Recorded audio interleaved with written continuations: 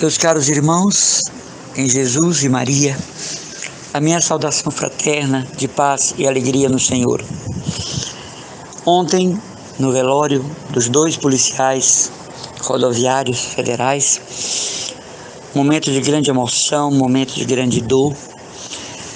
Porém, aconteceu uma coisa também muito triste.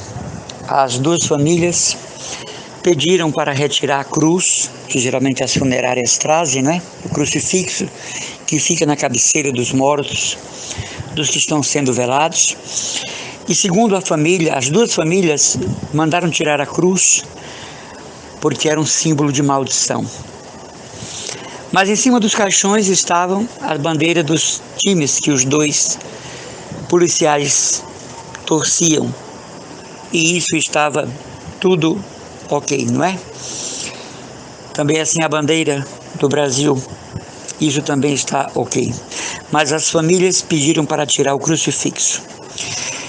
E isso, meus irmãos, equivale a dizer, a influência protestante no Brasil trouxe estragos para a fé dos cristãos, de modo que em um momento desse se pensa mais na doutrina protestante de um herege como Lutero do que no significado da cruz, que atualiza a dor, que conforta o coração, que ressignifica o sofrimento, que lembra e promove a esperança na ressurreição. As famílias mandaram tirar a cruz como símbolo de maldição. Então, é lamentável o que aconteceu com os 2 policiais, mas as famílias também mostram que em suas casas a compreensão do Evangelho não está muito bem adequada. A compreensão do que seja Cristo não anda de acordo com a realidade dos fatos. Porque em um momento de dor como aquele, a atitude de mandar tirar a cruz, como que atrapalha a lucidez espiritual daquele acontecimento trágico. Eu hoje quero falar sobre isso. E nós termos muito cuidado com tudo aquilo que tenta apagar a nossa fé, negar a nossa fé. Vocês estão vendo pela internet um número imenso de ex-pastores voltando para a Igreja Católica. Todos os dias, graças a Deus, nós temos 1, 2 testemunhos. Acontece que esses homens perceberam que foram enganados durante 500 anos. Foram enganados 500 anos pela fé protestante. Que em Martinho Lutero não habitava a graça de Deus. E que nem ele era o anunciador de uma nova era, de uma nova prática, de um novo significado do Evangelho de Cristo, que a Igreja Católica vem trazendo desde o seu primórdio.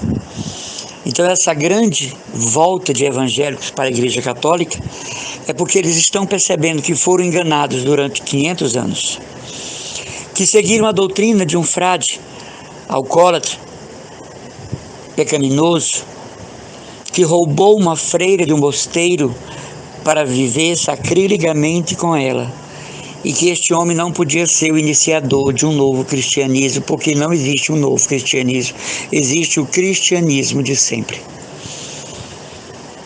Nós devemos ter muito cuidado com as críticas evangélicas, porque são de pessoas que não estão unidas a Cristo e que nem procedem da tradição cristã.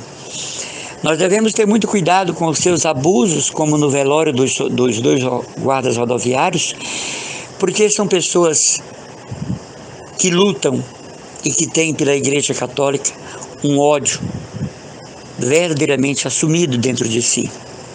O que nós devemos ter é compaixão, porque cada vez que nós vemos um católico negar o seu batismo e aderir a uma fé protestante, nós vemos um novo Judas, um novo negador da fé, abraçando o irreal, o falsário, o que não converte, o que não leva ninguém a nada. Porque a própria Bíblia que o pastor usa para pregar, ela está submetida à autoridade da tradição da igreja. Se eles fizessem a teologia católica, eles haveriam de ter um choque muito abrupto ao ver o que na Bíblia foi real, o que não é real. Mas eles preferem a tradução livre, literal, porque assim se enganam e enganam muita gente. Mas se vão estudar teologia no âmbito cristão católico, facilmente abandonam as seitas protestantes. É uma teimosia mental. Tenhamos cuidado com pessoas que querem fazer a nossa cabeça contra Maria nesse mês de maio, que chamam a procissão de Nossa Senhora de Fátima a carreata da idolatria, como saiu aí na internet, que falam mal do escapulário, dos grupos de oração, da vida religiosa e sacerdotal. Quem são esses? Os antigos hereges, que a Igreja misericordiosa chama nossos irmãos cristãos separados, que a Igreja como mãe chama de filhos dela também, porque o pai era católico, né? Lutero, mas filhos separados da mãe. É muito bom que a gente tenha um diálogo franco e honesto com protestantes e evangélicos, mas guardando a nossa fé e nunca cedendo a interpretações livres de textos que já estão traduzidos e interpretados pela Igreja. Mas o que acontece é que 90% dos católicos não leem a Bíblia e nem procuram entendê-la. Então caem facilmente na rede lançada pelos protestantes para angariar católicos. Meus irmãos, o que seria das igrejas evangélicas sem os católicos incautos? Sem os católicos idiotizados? Portas fechadas. As igrejas evangélicas estão cheias por conta desses católicos imbecilizados, analfabetos bíblicos, não doutrinados. E o que seria dessas igrejas sem esses católicos?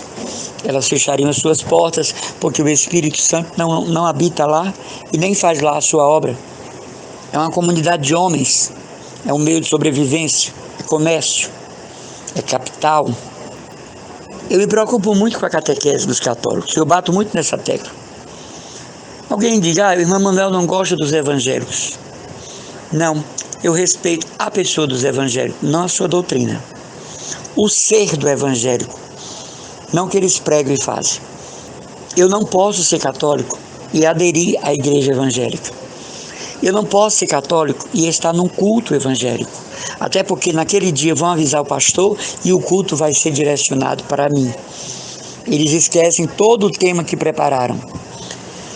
Eu não posso ser católico e estar fazendo estudos bíblicos com evangélicos, testemunha de Jeová, adventistas. Como o Papa disse, com Jesus é tudo ou tudo. Então, quando ontem a família pediu para tirar o crucifixo, eu vi a índole daqueles familiares que, mesmo chagados com a morte e a tragédia dos guardas, são capazes de uma maldade daquela, são capazes de um preconceito daquele, de uma ruindade daquela. E a gente fica rezando para que os 2 guardas tenham sido recebidos por Deus no céu.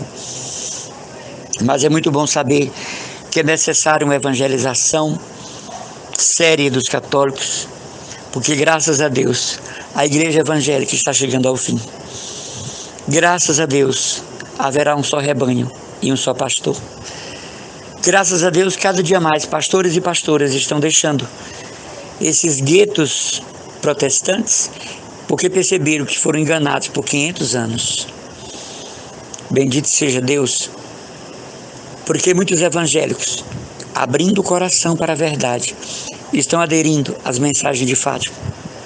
As mensagens que vieram há 105 anos de Fátima, que se cumprem visivelmente nos nossos dias e não é possível negar. Um abraço e as orações do irmão Emanuel Maria.